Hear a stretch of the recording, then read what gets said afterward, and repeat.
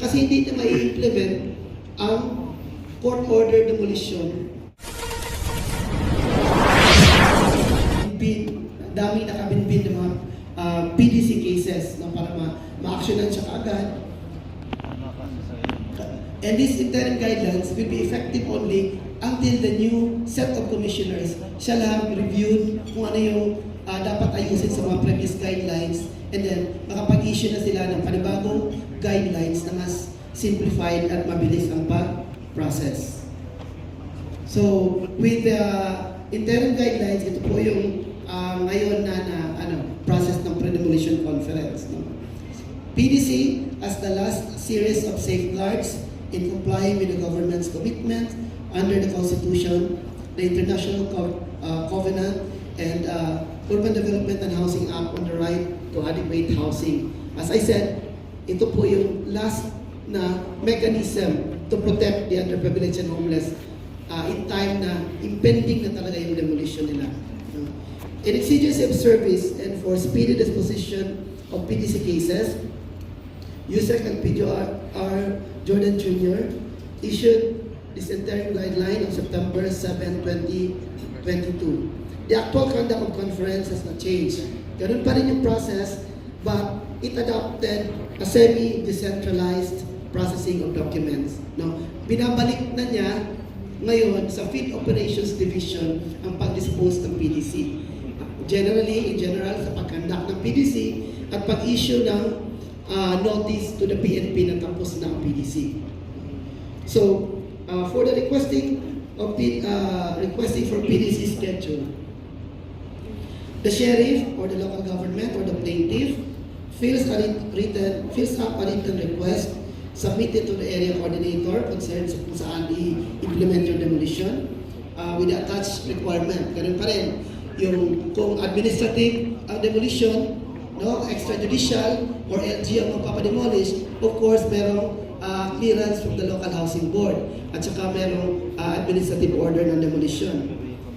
And then for the court order, of course, yung court writ of demolition or final judgment of the court. Second, the AC conducts validation in the area, usually together with the LGU, either the MSWDO or the Urban Poor Affairs Office, conduct socioeconomic survey to determine whether the affected families are indigent or underprivileged or not. No? Kasi if not, under these interim guidelines, the Field Operations Division sa local level can now write an exception letter of the case to the PNP. No? Ang field operations na ang mag-exempt ng case. Before, dadaan pa sa legal, dadaan pa sa Office of the Chairman before mag-issue ng certificate na exempt sa pre-demolition conference. Medyo matagal siya kahit ang i-demolish na property is vulcanizing shop, no? Or hindi dwelling, or ang i-demolish na property building ng malaking negosyante. Dadaan pa sa process. So now, with the new interim guidelines, sa Field Operations Division na lang, mag-picturean ng area coordinators, tsaka ma-verify na hindi siya covered, hindi underprivileged and homeless ang affected family, at tsaka hindi dwelling ang i-demolish. There is no need for pre-demolition conference. Local na siya. And then, actually, na-discuss ko na ito. Next slide. So, for cases not requiring PDC, no, yung exempted case, the termination of non-coverage shall be carried out by the FODs. For non-dwelling structures, yung abandoned structures, yung vacant lots, kasi yung possession lang yung i-install. Photos, documents will suffice. No? Sheriffs are not supposed to request PDC on these cases. Pero minsan, ang PNP hindi nagbibigay ng police assistance kung walang go signal from the Presidential Commission for the Urban Poor.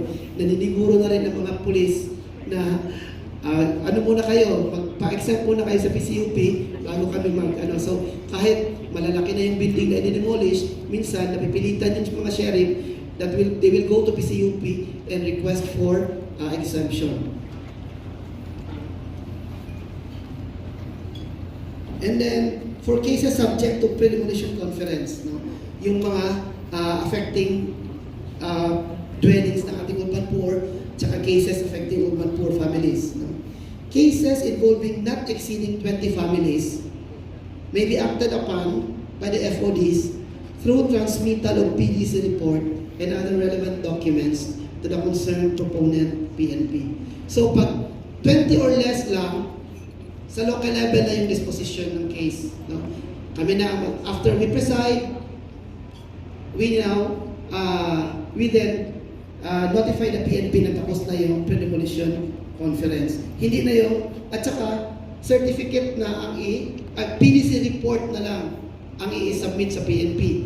Meaning, hindi, in other words, hindi na yung certificate of available resettlement and allocation.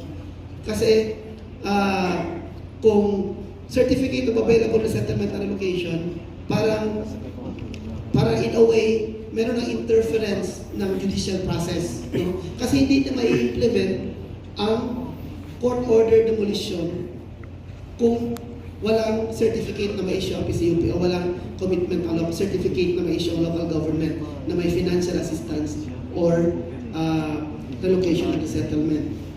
So, this time, PDC report na lang. Ang PDC report will just state how many affected families, saan ang area, ano yung case na yun, na implement ang demolition, at saka whether or not, ano yung commitment ng LGU, spell out lang doon. Kung merong commitment ng LGU, nag-provide ba ang local government, nag-provide ba ang any agencies authorized to demolish ng relocation or resettlement or financial assistance na require ng batas. No? It will be up to the PNP, it will be up to the CHR kung mag-file ng case against sa mga nag-violate ng requirement ng just demolition and eviction.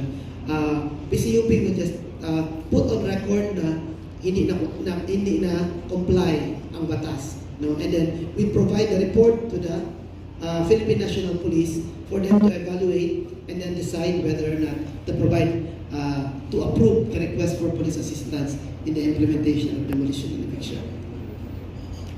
For cases involving more than 20, balik pa rin yung process na dadaan sa office of the chairman. So, ang report, instead ipapasa sa PNP na tapos ng PDC, i-withhold muna ng Field Operations Division at ipinapasa muna kay chairman, especially yung maraming mga affected families, for the office of the chairman to evaluate and to give us instruction kung paano i-handle yung case. Ano pang pwedeng gawin. Kasi mahirap kung mag-implement tayo ng demolition affecting 300 families, no? Yung social unrest, yung violence, and then it will reflect na paano natin hina-handle yung ating mga affected families. Of course, ito, mga informal settlers, no? Pumayag na makatira doon sa area. Thank you.